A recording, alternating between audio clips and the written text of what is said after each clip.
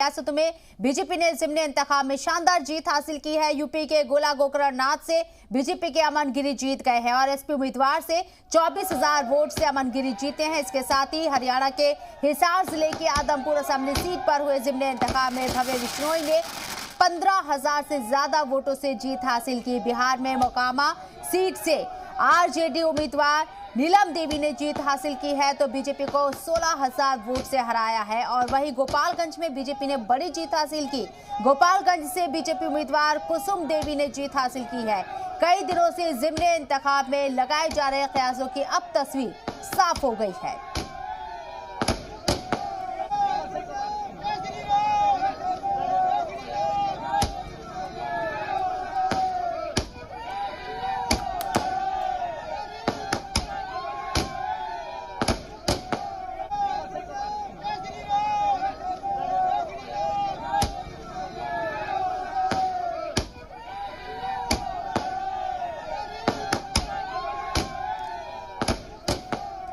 और हमारे साथ हमारे रिपोर्टर मौजूद है, बात करने के लिए नुमाइंदे उनका रुख करते हैं। गगन हमारे साथ मौजूद है। गगन, आपसे समझना चाहेंगे कि कितना दिलचस्प रहा ये मुकाबला।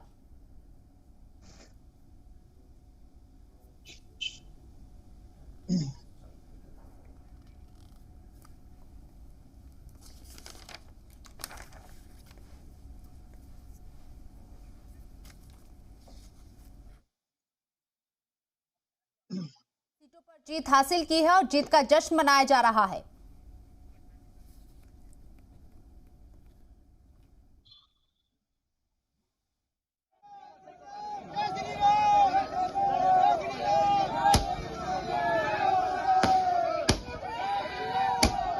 हमारे साथ पटना से मौजूद है बात करने के लिए प्रीतम। जिस तरीके से पटना के अंदर ज़िमनी इंतखाब नजर आए, यहाँ कितना कड़ा मुकाबला था और कैसे ये जीत हासिल हुई, फैक्टर क्या रहा? देखिए, कड़ा मुकाबला दोनों सीटों पे था। मोकामा पे भी मुकाबला था और गोपालगंज पर भी मुकाबला था।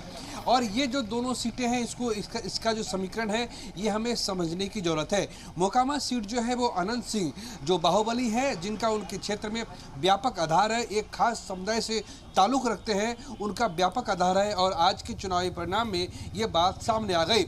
जो साल 2020 के जब चुनाव हुए थे उसमें अनंत सिंह ने लगभग 30,000 मतों के अंतर से चुनाव जीता था। इस बार उनकी पत्नी जो है नीलम देवी लगभग वो 17,000 मतों से चुनाव जीतने में कामयाब रही है।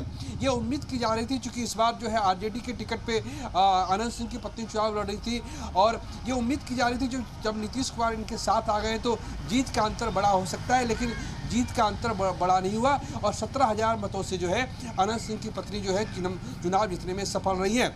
लेकिन यहाँ जो है भारतीय जनता पार्टी के लिए एक सीट उसने जीती है गोपालगंज में।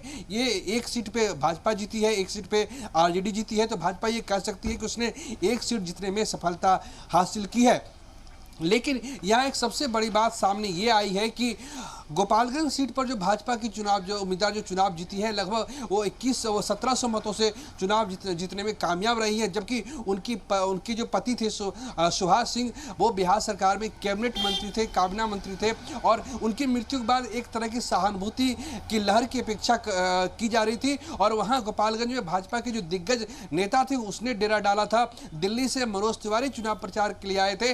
इसके बावजूद भाजपा केवल 1700 मतों से चुनाव जीतने में सफल रही है। अगर यहाँ पे जो ओवैसी की पार्टी है उसके जो उम्मीदवार थे अब्दुल सलाम, अगर वो खड़े नहीं होते तो यहाँ पे भाजपा की हार तय थी और करारी हार तय थी। क्योंकि जो अब्दुल सलाम जो ओवैसी की पार्टी के उम्मीदवार हैं जो खड़े हुए हैं, उन्होंने लगभग 12,000 मत हासिल किए हैं। इसके अलावा जो एक बसपा का जो उम्मीदवार था, वो कभी उनका जो पारिवारिक जो संबंध था वो कभी आरजेडी से था, उसके उम्मीदवार को भी लगभग 8,000 मत पड़े हैं। यानी ये अगर ये जो कम से कम ओवैसी की पार्टी चुनाव नहीं लड़ती तो यहाँ पे भाजपा का हारना तय था। ये कहा जा सकता है कि एक सीट पे भाजपा चुनाव जीतने में हासिल रही है, एक सीट पर जो है आरजेडी को जीत मिली है। बिहार में तो हिसाब बराबर होता नजर आया। मोकामा में जो है आरजेडी ने जीत हासिल की, गोपालगंज में बीजेपी ने जीत हासिल की, तो बराबर की यहाँ टक्कर रही और जीत भी बराबर की रही। लेकिन लखीमपुर में किस तरह के सिचुएशन रही, खासकर अगर हम बात बात करें यहाँ गोला गोकर्णनाथ सीट की, तो मेरे साथ बात करने के लिए दिलीप मिश्रा हमारे नुमाइंदे मौजूद हैं। दिलीप, यहाँ जो मुकाबला था वो कितना इंटरेस्टिंग था, क्योंकि बीजेपी ने जीत हासिल की है यहाँ? देखिए, मुकाबला काफी दिलचस्प था। अगर बात करें बीजेपी की, तो यहाँ पर उन्होंने 40 भारी भरकम 40 स्टार प्रचारकों को लगाया था। और साथ में आपको बता दूं, अगर सपा की, तो सपा के भी 39 जो स्टार प्रचारक है इस सीट के लिए कैंपेनिंग कर रहे थे। अगर बात करें भाजपा की, तो जिला अध्यक्ष से लगाकर बड़े बड़े मंत्री यहाँ पर कैंप किए हुए थे। और वहीं दूसरी तरफ अगर समाजवादी पार्टी के बड़े बड़े लीडर्स भी, हालांकि अखिलेश का प्रोग्राम नहीं लगा, लेकिन इसके अगर विपरीत देखा जाए तो योगी आदित्यनाथ खुद इस सीट को काफी गंभीरता से ले रहे थे और इसके लिए वहां पे कैंपेन भी करने आए। नतीजा साफ दिख रहा है, करीब 34,000 से ज्यादा मार्जिन से बीजेपी का कैंडिडेट जो है यहाँ पर जीता है। और साथ में आपको बता दूं, जो दावे सपा की तरफ से किए जा रहे थे गोरिल्ला वार की तरह इस पूरे चुनाव को लड़ा गया सपा की तरफ से, आपको बताते कि पूरी तरीके से वो नाकामयाब रही और अंततः सीट बीजेपी के पक्ष में चली गई। और आपको बता दें, साथ में यहाँ पर जो चुनाव के दरमियान में काफी मुद्दे उठाए गए, चाहे स्थानीय हो, चाहे और मुद्दे हो, लेकिन जो सबसे बड़ा फैक्टर यहाँ पर नजर आया वो सिंपैथी फैक्टर था। क्योंकि अमन गिरी जो है, अरविंद गिरी जो यहाँ पर मौजूदा विधायक थे, उनकी मृत्यु हुई थी, उनके बेटे को टिकट दिया गया था, तो निश्चित रूप से उनको उनकी जो लिए सिंपैथी जो थी वो बहुत बड़ा फैक्टर साबित हुआ। अगर दूसरी तरफ बात करें, विनय तिवारी ने सिंपैथी कार्ड अपना खेलने की उन्होंने भी कोशिश की और यह सीट मुलायम सिंह के निधन के बाद अखिलेश यादव की झोली में डालने का दावा कर रहे थे। हालांकि उनका वो दावा ही रह गया, लेकिन ये सीट बीजेपी के पक्ष में गई। दूसरी एक बात और आपको बता दें, इस पूरे कैंपेन में जहां जनता खुद लड़ रही थी चुनाव, भाजपा की तरफ से दावा कर रही थी, मतलब अमन गिरी को खुद मांग करके कैंपेन कर रही थी, तो निश्चित है उसका प्रभाव देखने को मिला है और नतीजा जो है बीजेपी के पक्ष में गया। साथ में आपको बता दो, स्थानीय मुद्दे उड़ रहे हैं पूरी तरीके से। एक ही नारा भाईचारा, ये नारा छुपा हुआ है। और मुस्लिम, आपको बता दें, अच्छी तादाद में मुस्लिम बूथों पर जहां पर बीजेपी को इतना वोट नहीं मिलता था, अभी बीजेपी ने वोट का अच्छा काम किया है, वहां से भी बीजेपी को बहुत अच्छा वहां पर से परसेंटेज वोट मिला है। साथ में आपको बता दें कि अमन गिरी, जो अरविंद गिरी थे, वो से 6 महीने पहले 29,000 वोटों से जीते, लेकिन इन्होंने इनका मार्जिन बढ़ा है, 34,000 वोटों से इन्होंने फिर ये सीट जीती है। जी ठीक है। और हरियाणा के हिसार से हमारे साथ हमारे नुमाइंदे गगन भी मौजूद हैं, वहां किस तरह की फाइट रही ये भी हम जान लेते हैं उनसे। गगन, यहाँ पर भी बीजेपी ने जीत हासिल की है, भव्य बिश्नोई जीत गए हैं आदमपुर सीट से। ये बिल्कुल, भव्य बिश्नोई ने जो है 15,740 मतों से जो है विजय कही है। और दूसरे नंबर पर जो है कांग्रेस के जो उम्मीदवार थे जयप्रकाश, उनको जो है 51,752 जो है वो मत मिले हैं। लेकिन आम आदमी पार्टी के जो कैंडिडेट थे वो अपनी जमानत भी नहीं बचा पाए, 3,420 वोट उनको मिले हैं। ऐसे में 2 मुख्यमंत्री यहाँ प्रचार करने के लिए उनके पक्ष में आए थे और 3,000 जो वोट मिले हैं, कहीं ना कहीं जो है एक्सेप्ट जो है आम आदमी पार्टी की को जो है आदमपुर की जनता ने नहीं किया, क्योंकि ये जमानत नहीं बचाए। इसमें एक बड़ी बात ये भी है कि भजन लाल परिवार का इस सीट पर जो है दबदबा होता था और 54 साल से जो है भजन लाल परिवार इस सीट पर जीतता आया था और वो आज दोबारा अपना जो गढ़ बचाने में जो है कामयाब रहे। तो ऐसे में जो है बीजेपी के कैंडिडेट जो है भव्य बिश्नोई, जिन्होंने जो है बड़ी जीत जो है यहाँ हासिल की है। और अब हरियाणा में जो है बीजेपी के विधायकों की संख्या वो है 41 हो गई है, इससे पहले जो है वो 40 थी। और इसमें यह भी बता दूं कि जो हरियाणा के जो पूर्व मुख्यमंत्री भूपेंद्र सिंह हुड्डा और उनके बेटे दीपेंद्र सिंह हुड्डा जो है यहाँ डेरा जमाए हुए थे, दमखम से जो इन्होंने प्रचार किया था काफी दिनों तक, और फिर भी ये जो है कांग्रेस जो यहाँ से अपनी सीट नहीं बचा पाई। लेकिन दावे इनके तरफ से यही किए जा रहे थे कि क्योंकि लगातार जो है कांग्रेस यहाँ से जीतती आ रही है और कुलदीप बिश्नोई पहले कांग्रेस में थे, तो भूपेंद्र सिंह हुड्डा द्वारा यही दावे किए जाते थे हर जनसभा में कि ये तो परंपरागत जो सीट है वो कांग्रेस की है और कांग्रेस इस पर जीतेगी। लेकिन जो है बीजेपी के जो उम्मीदवार थे भव्य बिश्नोई, उन्होंने यहाँ से जीत हासिल की है। जी कांग्रेस के लिए बड़ा झटका हो सकता है, लेकिन नंबर 2 की पार्टी रही है आदमपुर सीट से कांग्रेस। आम आदमी पार्टी जो कि बहुत दमखम दिखा रही थी, गुजरात इलेक्शन अभी सर के ऊपर है, इसके साथ साथ पंजाब के अंदर आम आदमी पार्टी की सरकार है गगन, लेकिन आम आदमी पार्टी की यहाँ पर जमानत जब्त होना कहीं ना कहीं आम आदमी पार्टी के लिए बहुत बड़ा झटका है। जी बिल्कुल, अपनी जो है जमीन जो है तलाश रही थी हरियाणा के अंदर। जिस तरह से पंजाब में जो बड़ी जीत आम आदमी पार्टी को मिली थी, 92 सीटें आई थी, उसके बाद जो दाव है हरियाणा पर खेला गया, शिक्षा, स्वास्थ्य और बिजली के मुद्दों को लेकर जो है आम आदमी पार्टी इस चुनाव में उतरी थी और हरियाणा सरकार को घेरते भी नजर आई थी कि जो हरियाणा सरकार जो है बिजली, पानी और जो तमाम मुद्दे थे उसको लेकर जो है फेल है। आम आदमी पार्टी की सरकार बनेगी तो हरियाणा के लिए जो है ये बेहतर जो है ये जो उपलब्ध करवाई जाएगी, बिजली, पानी और जो स्वास्थ्य जो सेवाएं हैं वो बेहतर तरीके से उपलब्ध करवाई जाएंगे। लेकिन जिस तरह से 3000 वोटों पर सिमट जाना कहीं ना कहीं बड़े सवाल यह भी खड़े कर देता है, क्योंकि भगवंत मान और अरविंद केजरीवाल दोनों ही यहाँ आए थे और दोनों मुख्यमंत्री द्वारा 2 दिन यहाँ पूरा दमखम प्रचार प्रसार जो है इनके कैंडिडेट के लिए किया गया था, लेकिन उसके बावजूद भी जो है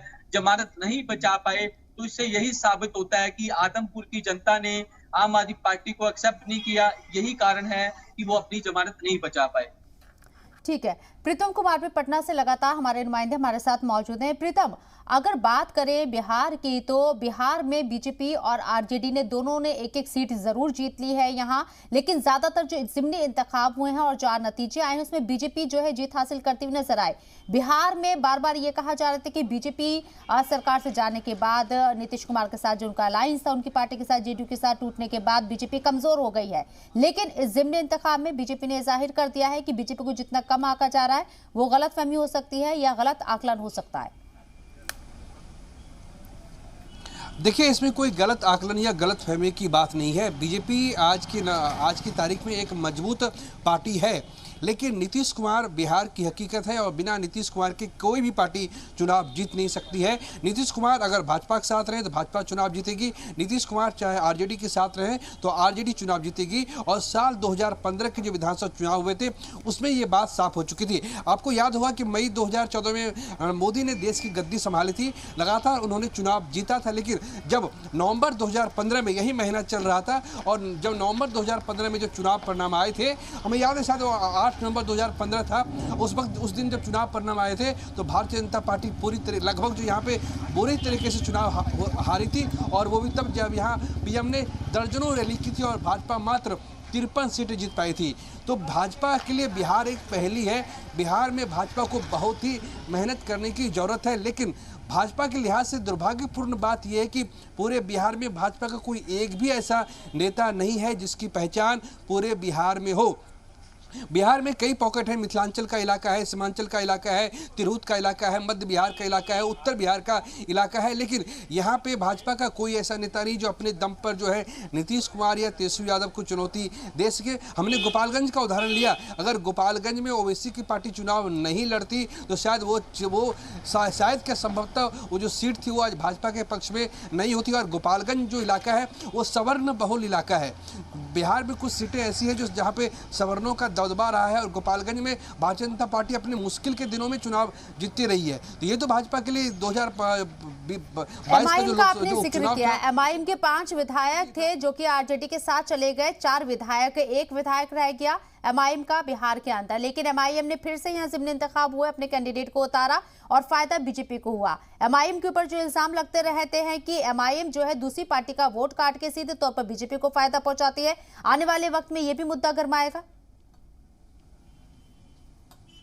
बिल्कुल गरमाएगा, क्योंकि देखिए सीमांचल का जो इलाका है वहाँ पे जो जहाँ पे मुस्लिम की आबादी, कटिहार, पूर्णिया, अररिया, किशनगंज में एक सिजिबल मुस्लिम की जो वोटिंग है, अगर वहाँ पे अगर एआईएमआईएम ने फिर से मजबूती से चुनाव लड़ा तो कहीं न कहीं वो असर जो है वो आरजेडी और जो महागठबंधन का जो समीकरण होता है उसके समीकरण पर असर करता है। क्योंकि ये बात तय है कि इसमें कहीं कोई छिपाने वाली बात नहीं कि जो मुस्लिम वोटर होते हैं वो आमतौर पर जो है बीजेपी के लिए वोट नहीं करते हैं, ऐसा में बोलना नहीं चाहिए। लेकिन जो आंकड़ा जब जारी होता है तो वो वोट मुस्लिम का, इसलिए जो मुस्लिम का जो वोट होता है वो अमूमन जो होता है आरजेडी के पक्ष में जाता है। लेकिन जब वहां पे ओवैसी की पार्टी चुनाव लड़ती है, आक्रामक तरीके से चुनाव लड़ती है, तो फिर वोटों का डिवीजन होता है और इसका सीधा सीधा लाभ जो है वो ये जो बीजेपी को मिलता है। और शायद इसीलिए 2020 में जब चुनाव हुए थे, जब ओवैसी के पार्टी ने बिहार में 5 सीटें जीती थी, तो वो सभी 5 सीटें जो थी वो सीमांचल के इलाके से चुनाव उसने जीती थी। और अगर सीमांचल में आरजेडी ने अगर बेहतर प्रदर्शन किया होता तो साल 2020 में ही जो तेजस्वी यादव जो है वो राज्य के मुख्यमंत्री बन गए होते। आपको रोकना चाहेंगे क्योंकि इस जीत के बाद से जो सियासी बयान हैं वो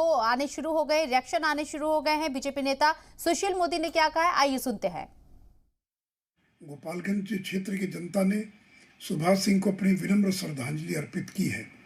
नीतीश कुमार का वहाँ भी जो आधार वोट था, लवकुश और ईबीसी, वो पूरा का पूरा वोट बीजेपी की तरफ खिसक गया।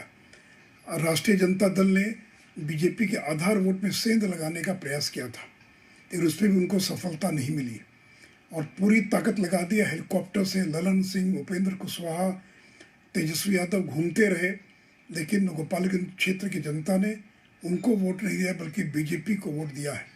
इसलिए मैं भारतीय जनता पार्टी की ओर से गोपालगंज और मोकामा दोनों क्षेत्र की जनता को और विशेष करके जनता दल यू का जो आधार वोट रहा लवकुश और ईबीसी, उसको बीजेपी को वोट देने के लिए मैं अपनी ओर से बधाई और धन्यवाद देता हूँ। केवल सिंपैथी फैक्टर होने के बावजूद भी 1700 वोट से ही हमारी गोपालगंज में हार हुई है। यानी जनता जो है गोपालगंज की, जो बीजेपी का जो कोर वोटर है, वो कहीं ना कहीं से जो लोग क्लेम करते थे कि फलना जो है हमारा ही वोटर है, उसमें महागठबंधन के लोगों ने सेंध मारने का काम किया है। और हम सभी महागठबंधन की जितनी पार्टियां हैं उनके नेताओं को, उनके कार्यकर्ताओं को भी धन्यवाद देना चाहेंगे।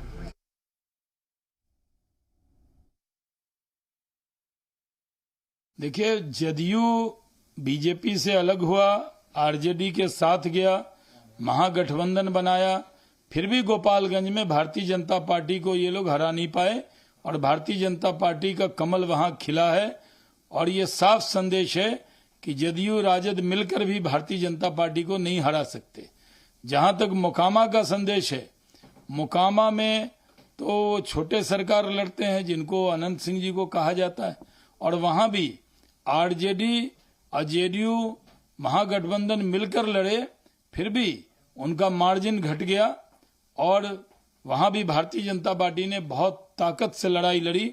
ये साफ संदेश है कि कितना बड़ा गठबंधन बीजेपी के खिलाफ कोई बना ले, आने वाला दिन भारतीय जनता पार्टी का है। लोकसभा के चुनाव में 40 की 40 सीट हम लोग जीतेंगे। तो बीजेपी एक बार फिर से बड़े बड़े दावे जरूर कर रही है यहाँ पर, लेकिन हमारे नुमाइंदे प्रीतम कुमार लगातार बने हुए हैं। प्रीतम, तमाम सियासी रिएक्शन भी हमने यहाँ पर सुने।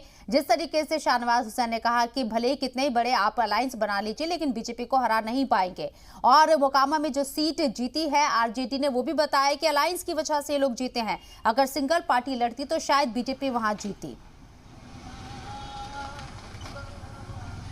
देखिए, शाहनवाज हुसैन जो है वो बीजेपी के नेता है, वो तो कहेंगे ही, वो तो ये कहेंगे कि हम 40 में 40 सीटें जीतेंगे, लेकिन उनको भी असली हकीकत पता है कि बिहार में ज़मीनी स्तर पर क्या हो रहा है। जब भाजपा के नेताओं से मिलेंगे जो बिहार के बैकवर्ड इलाके से आते हैं, जैसे दरभंगा है, जो मिथिलांचल का इलाका है जहाँ पे सवर्ण वोटर की संख्या अच्छी खासी नहीं है, वहाँ पर भाजपा को नेताओं को पता है कि उन्हें कितनी मेहनत करने की ज़रूरत है। और भाजपा ने जो अपना जो पिक था, जो 2019 का जो लोकसभा चुनाव था जिसमें उसने भाजपा ने 39 सीटें जो सहयोगी दलों के साथ मिलकर जो उसने जीती थी, अब वो उसके लिए संभव नहीं है क्योंकि 7 दलों का महागठबंधन तैयार हुआ है। आरजेडी है, नीतीश कुमार है, सीपीआईएम है, सीपीआई है, जीतन राम मांझी की पार्टी है, और अभी मुकेश सहनी जो है, जो जिसकी पार्टी विकासशील इंसान पार्टी, अभी तक वो महागठबंधन में शामिल नहीं हुई है। जैसा उनका रुख पता चल रहा है कि वो देर सवेर जो है वो महागठबंधन में जा सकते हैं। तो जब ये सारी पार्टियां जब एक साथ चुनाव लड़ने के लिए उतरेंगी अपनी पूरी क्षमता के साथ, तो यकीन मानिए बीजेपी बीजेपी को बहुत मुश्किल होगी। और बीजेपी के लिए जो दूर दराज की जो लोकसभा के क्षेत्र हैं, भागलपुर, बांका, आरा, बक्सर, वहाँ तो बीजेपी को मुश्किल होगी। इसके साथ साथ जो शहरी इलाका जैसे पटना साहिब जैसे इलाका जो है, जो भाजपा का शुरू से 1990 के दशक से भाजपा की सीटें रही है, यहाँ भी भाजपा को मुश्किल होगी। अभी भाजपा ये कह सकती है, एक नेता के नाते, वो शहनवाज हुसैन हो या सुशील मोदी हो, उनका पूरा दावा बनता है, वो कहेंगे। सुशील मोदी इस बात का जवाब दे कि जिस 2020 के चुनाव में बीजेपी का उम्मीदवार एक लंबे अंतर से चुनाव जीता था, मात्र 2500 मतों से चुनाव, मात्र 1700 मतों से चुनाव क्यों जीत पाया?